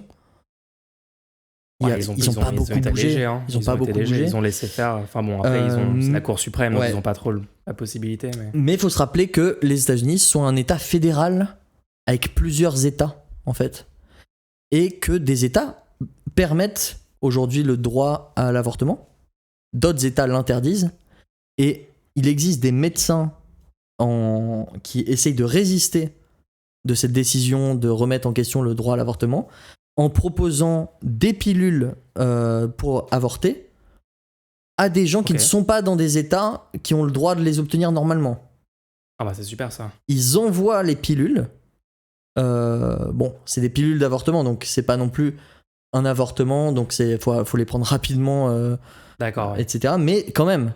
Il y a une dizaine d'États. J'ai l'info là, il y a une dizaine d'États qui ont interdit le droit à l'avortement. Wow. Et oui, les gens. Peut-être que c'est une bonne idée de ne pas mettre au pouvoir des gens comme Donald Trump, hein, qui a conduit à cette Cour suprême qu'ils ont actuellement. Petit rappel, l'extrême droite au pouvoir, pas des super impacts sur les droits des personnes. Donc c'est des médecins qui se mettent en danger un peu, hein, parce que ils sont protégés par pas mal de lois qui empêchent un État d'avoir juridiction sur un autre État. Donc ce qu'ils font est techniquement illégal. Ce qu'ils font est pas totalement illégal parce qu'ils agissent en tant que médecins dans leur État, dans lequel ils ont droit de prescrire ces médicaments. D'accord. Pour des gens dans d'autres États, et peut-être par contre que les autres personnes dans les autres États, le fait de prendre ces médicaments, ils se mettent en danger. Mais ouais, donc l'engagement de ces médecins, c'est assez risqué. Mais ils le font. Moi, j'ai carrément entendu parler de personnes qui ont dû déménager complètement pour pas avoir peur que si un jour ils ont besoin d'avorter, ils se retrouvent en prison. C'est complètement fou. Je suis désolé, je suis obligé de rire tellement c'est horrible. C'est complètement fou. En tout cas, super de la part de ces médecins, quoi. C'est vraiment de la résistance active contre une suppression des droits des gens. Donc, on les salue. Bravo. Donc, moi, je voulais aussi, du coup, genre enchaîner sur le fait que c'est bientôt les élections aux US. Oui. Et que j'ai un peu peur. Donc rassure-moi, s'il te plaît. On adore. Rassure-moi. Oui, donc 2024, c'est novembre, c'est ça? Novembre 2024, je pense. Est-ce qu'on va pouvoir remettre en question cette décision de l'an dernier? Est-ce qu'ils vont comment ça se passe? Je sais plus c'est quand la prochaine fois qu'ils ont l'opportunité de changer la Cour suprême. Mais malheureusement, cette décision sur le droit à l'avortement, sur Roe v. Wade, c'est la Cour suprême. Et la Cour suprême est très majoritairement acquise aux républicains. Je pense qu'ils ont même genre 2 ou 3 sièges d'avance sur les démocrates dans la Cour. Donc, je sais pas, hein, les gens, je sais pas. En tout cas, c'est très inquiétant. Mais oui, sur les élections. Donc, sur les élections, visiblement, ça va être Biden ou Trump. Alors, on n'est pas trop sûr encore qui va être le candidat officiel des républicains entre Trump et DeSantis. Je pense que ça sera Trump, personnellement. DeSantis, sa campagne a l'air d'être catastrophique, ça a l'air d'être en roue libre. Honnêtement, j'ai plus d'informations là-dessus. J'ai pas vu les sondages encore là-dessus. Il a été jugé officiellement pour viol, non? Trump? Ouais. Ouais, pour, je sais plus si c'était agression sexuelle. Tu penses qu'il pourrait quand même... Je pense que malheureusement, ouais, hein. Enfin, regarde les fans de Trump. Les fans de Trump sont toujours ultra motivés. Sa base est toujours là, quoi. Et sa base le soutient malgré tout. On verra ça. Mais ouais, il faudrait vraiment qu'il y ait faudrait vraiment qu'il y ait une vague pour repousser tout ça, parce que... Il y a une bonne raison de penser que Biden gagnera quand même Ouais. si c'est Biden contre Trump. Si tu regardes les dynamiques électorales, les jeunes sont beaucoup moins favorables aux républicains. Même globalement, le Parti républicain, en fait, depuis plusieurs années, a quand même beaucoup parlé des sujets, entre guillemets, sociétaux, genre par exemple les personnes trans, les choses comme ça, les droits des LGBT. Il y a un énorme temps de parole utilisé pour parler de ces sujets-là, alors que par exemple en 2016, Trump avait vraiment axé sa campagne sur « je vais ramener les jobs industriels, les trucs de manufacture dans le Midwest, dans des endroits où beaucoup d'emplois ont été délocalisés en Asie, dans d'autres endroits ». Et même récemment, c'est marrant parce que Trump a fait un petit commentaire là-dessus en disant, il a dit un truc du style « vous me demandez toujours de parler des personnes trans et tout ». Moi je m'en fiche un peu de ce sujet, enfin un truc dans ce style, il a tu vois. essayé de repartir, quoi. Ouais, mais en fait, mais les républicains continuent, même Trump, etc. Ils continuent à vraiment mettre ce focus sur des paniques morales, hein, disons le terme, c'est des paniques morales. Le fait que, soi-disant, les livres pour enfants seraient contrôlés par le lobby LGBT, le lobby trans, pour faire du grooming d'enfants, des trucs bizarres comme ça, complètement invérifiés. Mais en fait, je pense que ça a une utilité réduite. Je pense qu'il se coupe pas mal de beaucoup de gens parce que ça donne l'impression qu'ils se radicalisent vraiment sur des sujets très ponctuels, très spécifiques qui ont peu de connexion avec la vie quotidienne de la majorité des Américains, quoi. Donc beaucoup de gens disent que le fait qu'ils aient beaucoup changé rhétoriquement et qu'ils soient allés sur ces sujets-là va sans doute leur coûter dans les prochaines élections. En tout cas, moi je me rappelle en 2016, même si c'était fait sans aucune conviction, il y avait eu les homosexuels avec Trump, tu sais, des pride flags avec Trump. Blacks Il y avait for Trump. Oui, il y avait eu des tentatives de faire passer, genre oui. On est quand même OK là-dessus, machin. Et aujourd'hui, ce serait impossible de faire ça, et il y a tout un public qui sait très bien ce qu'il en est. Oui. Après, rappelons quand même que le score de Trump était très élevé aux dernières élections. Donc c'est pas sûr. C'est pas sûr, rien n'est sûr. Après je parierais quand même sur Biden, quoi. Juste rappelle que Biden, c'est le statu quo quand même. Hein. C'est pas non plus... Il y a eu des choses qui vont dans le bon sens. Non, je sais, mais bon. Le but, c'est quand même d'empêcher le... Clairement. Mais moi, j'étais très déçu qu'il n'y ait pas vraiment... visiblement, il n'y aura pas de primaire démocrate comme il y a d'habitude, quoi. Bernie Sanders, par exemple, a décidé de ne pas se présenter aux primaires en disant « je veux pas diminuer les chances de victoire de Biden, il faut absolument que les démocrates gagnent ». Alors que, pourquoi dans ce cas-là, il s'est présenté en 2016 aux primaires et pour rivaliser avec Hillary Clinton? Pourquoi en 2020, pareil? En 2020, il était super bien parti, il avait gagné les premières élections dans la primaire démocrate, parce que c'est État par État, donc c'est vraiment étape par étape. État par État. Et il avait gagné, je crois que c'était... c'est quoi? C'est le Nevada qui commence? Enfin, je sais plus c'est quel État exactement. Mais c'était bien parti, et les démocrates un peu plus à gauche, donc je rappelle, Bernie Sanders, c'est vraiment l'aile gauche du Parti démocrate. Ça serait l'équivalent pour la France, ça serait l'équivalent de la NUPES, en gros, en termes de programme. Peut-être un peu moins ambitieux que la NUPES sur certains points. Mais voilà, c'est ça, Bernie Sanders. Il était bien parti. Et on se disait, après sa victoire des premières primaires, on s'est dit, attends, mais il va peut-être être le candidat face à Trump en 2020. Et au final, bon, c'est ce qui s'est passé. Hein. Biden, etc. Il y a eu plusieurs victoires pour Biden, et puis ensuite, il y a eu un abandon. Je suis très déçu que pour 2024, il n'y ait pas à nouveau une candidature de l'aile gauche du Parti démocrate. En tout cas, c'est pas encore annoncé officiellement, donc on verra. Mais bon, Sanders n'y va pas.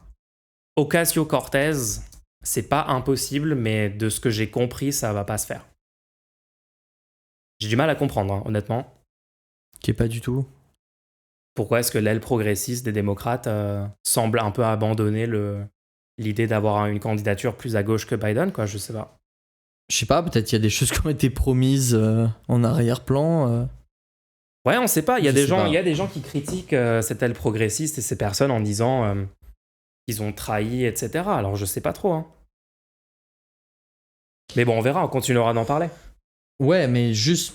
En fait, moi, je voulais rappeler cette news parce qu'il y a des gens sur le terrain qui essaient de faire le taf. Il y a des gens qui. Mais en fait, juste pour rappeler, une élection de l'extrême droite, du fascisme, ne laisse pas indemne le pays, ne permet pas une grande reconstruction, ne permet pas de repartir, de dégoûter les gens. J'ai entendu des gens dire oui, ça va dégoûter les gens de l'extrême droite. Oh non, Non, pas ça. aujourd'hui, tout le camp républicain est devenu limite nazi. Non, c'est une catastrophe. Ils se sont radicalisés. Ils se sont radicalisés et pourtant, derrière, qu'est-ce qu'ils gagnent ? Le truc qui aurait gagné, genre, c'est du Clinton, c'est le truc qui aurait gagné, c'était l'alternative à Trump en 2016. D'avoir fait passer Trump, ça fait passer qui après ? Littéralement l'alternative que tu aurais pu avoir dès maintenant.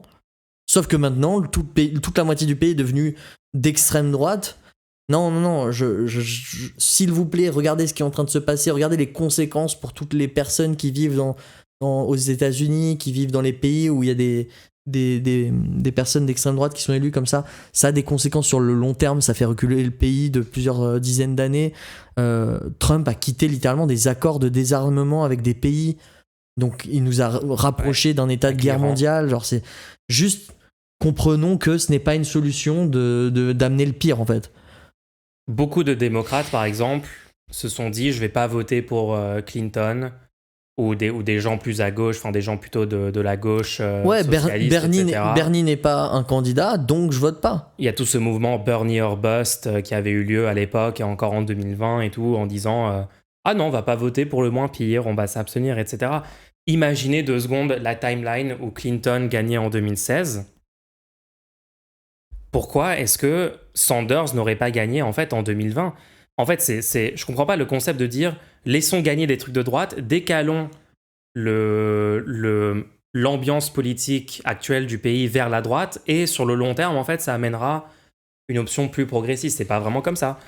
Moi, je pense que si la candidate démocrate Clinton avait gagné en 2016, on aurait empêché tout un mouvement culturel de gens qui se radicalisent plus à droite. Et potentiellement, on aurait eu un meilleur candidat démocrate en 2020, quoi. Voilà.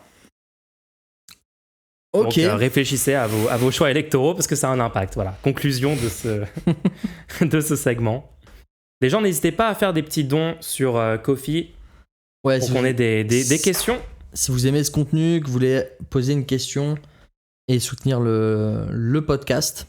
Je suis sûr que vous avez des questions. Podcast hebdomadaire, 3e épisode d'ailleurs. Est-ce qu'on ferait pas un petit point sur le podcast lui-même ? Qu'est-ce que tu en penses finalement ? Moi, je trouve que c'est assez différent des streams et tout. Et j'aime bien qu'on ait un contenu un peu plus posé, un peu plus chill, un peu plus calme. Et puis aussi un truc régulier toutes les semaines et qu'on soit nous deux. Attends, bien fait. Genre. Ça fait un moment qu'on t'a pas vu sur la chaîne. C'est cool d'avoir ce nouveau podcast, quoi. Ouais, moi je pense que c'est un bon contenu. Franchement, ça me fait plaisir d'avoir un truc que je peux recommander parce que c'est compliqué d'envoyer quelqu'un sur 3 heures de stream. C'est vrai que les streams peuvent être un peu longs sur la chaîne. Ouais. Et surtout les contenus, il y a peut-être sur les 3 heures une demi-heure que la personne. C'est vraiment du contenu qu'une personne qui connaît pas trop ton contenu pourrait apprécier sans avoir le background. Parfois, il faut beaucoup de contexte.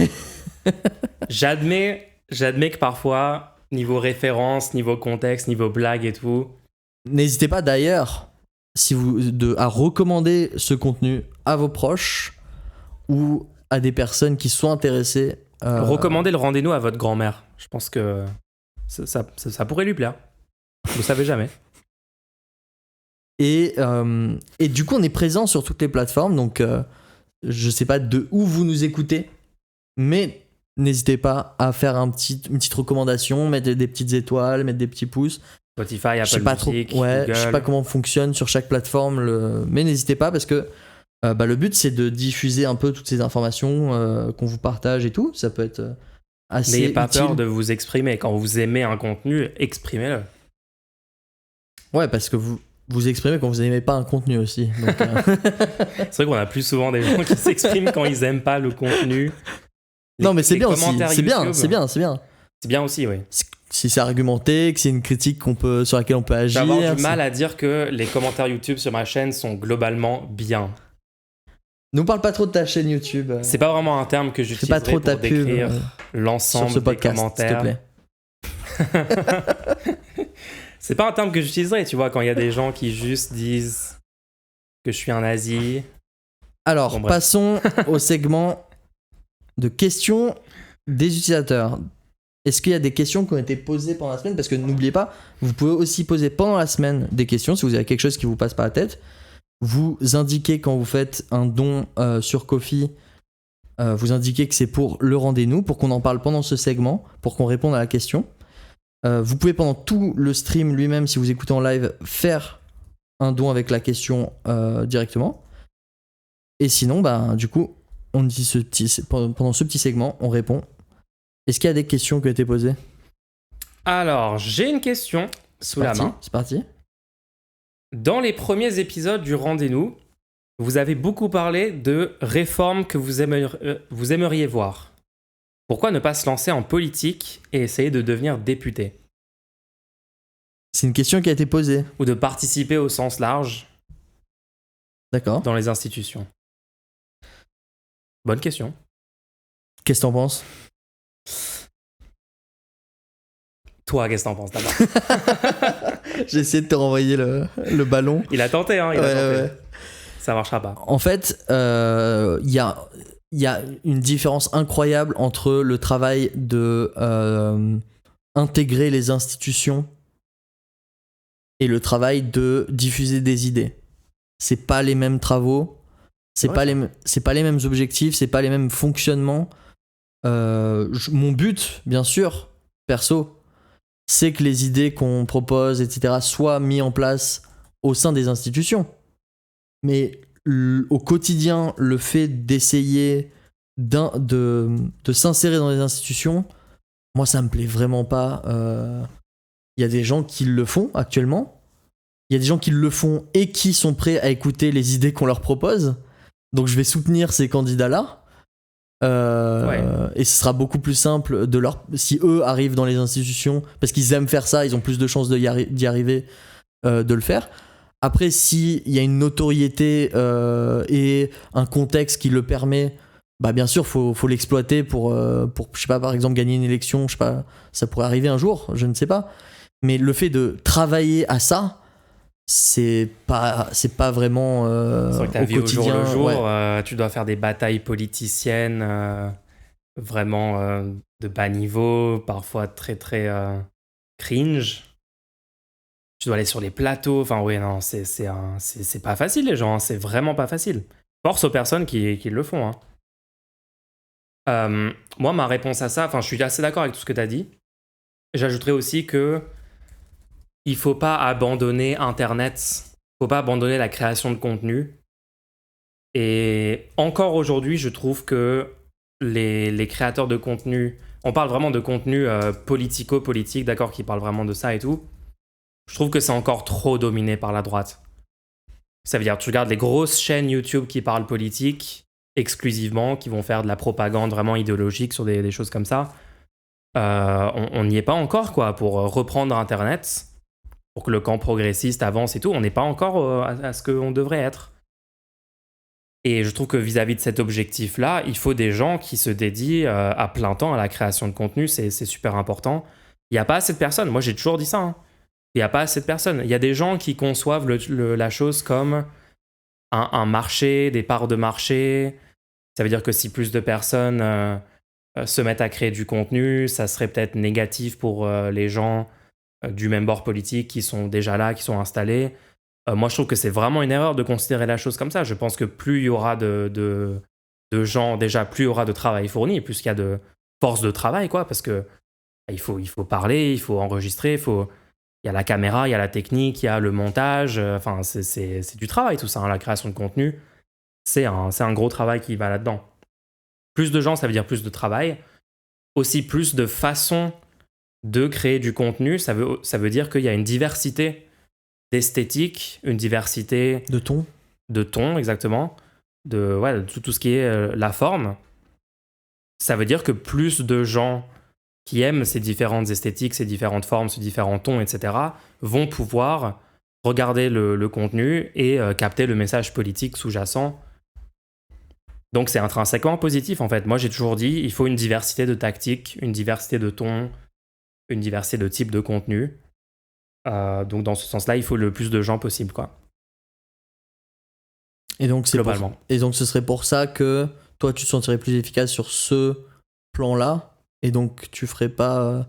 T'essaierais pas de rentrer dans les institutions. Ah ouais, j'ai peut-être un peu dérivé. de Ouais, cette carrément en question-là. fait. J'ai carrément dérivé. Je suis allé sur la création de contenu. J'ai essayé de te remettre dessus, hein. Je fais ce que je peux. Pour répondre à ça, moi je dirais que il y a aussi l'aspect de être un citoyen qui s'exprime en termes d'esthétique donnée. C'est pas du tout la même chose que d'être un membre officiel d'un parti qui donne un discours parce que t'es étiqueté en fait dans l'esprit de la population.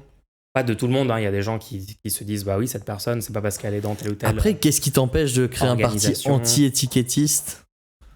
Tu penses? Je pense. C'est la prochaine étape pour la neutrosphère. Je pense la prochaine étape. Le parti anti-étiquettiste officiel. Le parti neutre. Ouais, non, je vois ce que tu veux dire. C'est vraiment le fait de on va te présenter en tant que député de tel groupe. Voilà, tu seras invité à chaque fois et tu seras étiqueté. Fini, ouais. Et les gens qui... malheureusement, beaucoup de gens sont pas assez ouverts pour juste dire bon, je vais écouter les gens, je vais écouter ce que dit la personne, je vais écouter ses arguments, son discours et évaluer en soi ce qu'elle dit. Beaucoup de gens s'arrêtent à l'étiquette donnée et vont disqualifier les gens parce qu'ils ont telle ou telle étiquette. Donc c'est aussi, en termes d'efficacité, je trouve qu'il y a des avantages à ne pas faire partie d'une structure officielle, quoi. Est-ce que t'as pas peur que plus il y a de gens, plus il y a de contenus différents, plus il y a de tons différents, est-ce que t'as pas peur que dans ce cas de figure, on aurait un discours flou et que les gens comprennent plus du tout quel est l'objectif progressiste? Alors ça dépend. Ça dépend vraiment de quel est le fond véhiculé au niveau des idées par le contenu lui-même. D'accord. Que tu peux très bien véhiculer les mêmes idées avec un ton différent, par exemple en passant par... D'accord, donc toi tu parles vraiment de la forme. Ah oui, je parle vraiment de la forme, ouais. Mais le fond doit rester cohérent entre plusieurs... Moi je pense qu'il y a un socle. Ok, là on parle vraiment dans des... Bah oui, mais on part loin. Et on a besoin de parler de ces sujets. Alors moi, je pense qu'il y a un socle de choses où il faut que tout le monde soit sur la même ligne, sur l'antiracisme, sur être pro-démocratie, sur des choses vraiment genre... C'est pas compliqué, hein, c'est vraiment des choses très fondamentales pour l'intérêt général. Après, je pense que c'est ok s'il y a des gens qui ont des divergences au niveau du projet long terme, par exemple. Bien sûr. Quand on parle avec des gens qui sont peut-être plus anarchistes ou qui ont certaines étiquettes, qui se disent anarchistes, pour être précis. Je sais que ça t'a trigger quand j'ai dit ça. Bon, quand on parle des gens qui se disent anarchistes, c'est juste un exemple que je prends. On peut avoir des divergences sur le projet long terme, mais tant qu'on peut se mettre d'accord sur les prochaines étapes, sur le court et sur le moyen terme... Il n'y a aucune raison que ce soit pas cohérent le je trouve que ces contenus-là peuvent être positifs, tu vois. Est-ce qu'on n'a pas un très bon exemple, justement, avec ta chaîne YouTube, tes streams, ma chaîne YouTube, ce podcast, qui essayent tous de diffuser des idées... On tente. Mais qui propose des formes différentes, des tons différents. Je pense que c'est plutôt un bon exemple. Après, on s'est peut-être écarté un peu de la question. Ici, on a les mêmes avis que ce qu'on dit sur les autres contenus. Mais c'est pas dans un format débat où on va débattre avec un... Alors là, je suis pas d'accord avec toi. Suprémaciste blanc. Tu veux lancer un débat sur ça actuellement dans le podcast? Ce qui me donne raison.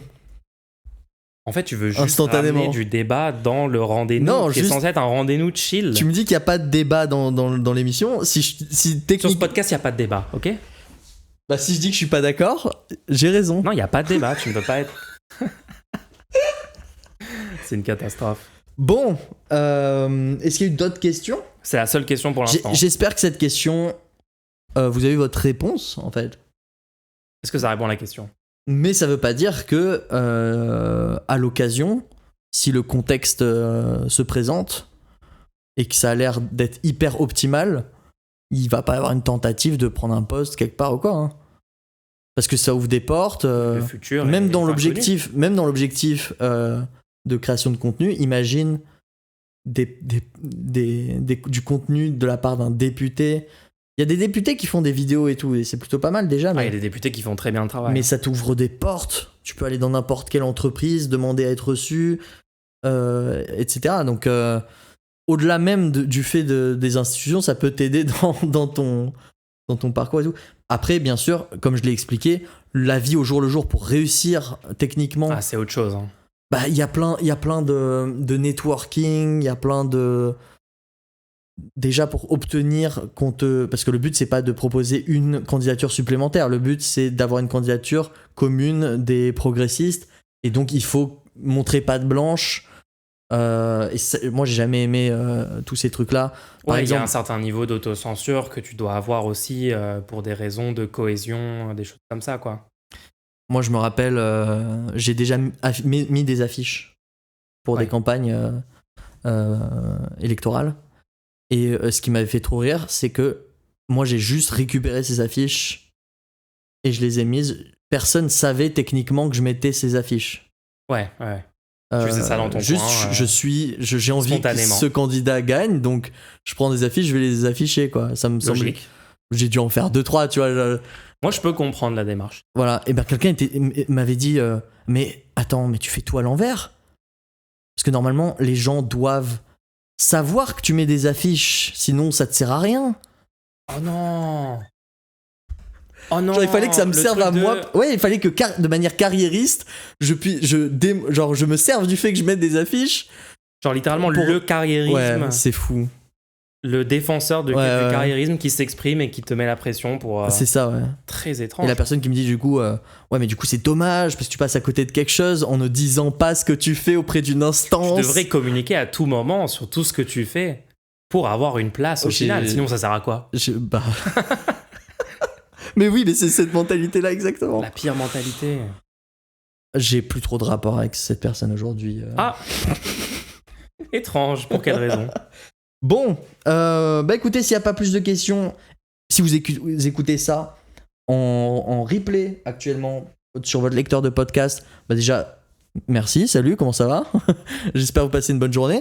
N'hésitez pas à faire un petit don pour soutenir ce contenu, pour qu'on puisse continuer à vous proposer ce podcast, et aussi pour qu'on puisse avoir plus de choses à dire pendant ce segment. Ouais, poser des questions pour la semaine prochaine. On a vraiment essayé de tirer cette question le plus longtemps possible pour que ce segment ait lieu. J'espère que ça s'est pas trop entendu. Mais... Facilitez-nous un peu la tâche en faisant des dons, en posant d'autres questions pour la semaine prochaine. Indiquez juste que c'est pour le podcast, comme ça on pourra le savoir. Et sinon, ben, on se donne rendez-vous la semaine prochaine. Rendez-nous la semaine prochaine, tout le monde. Ciao!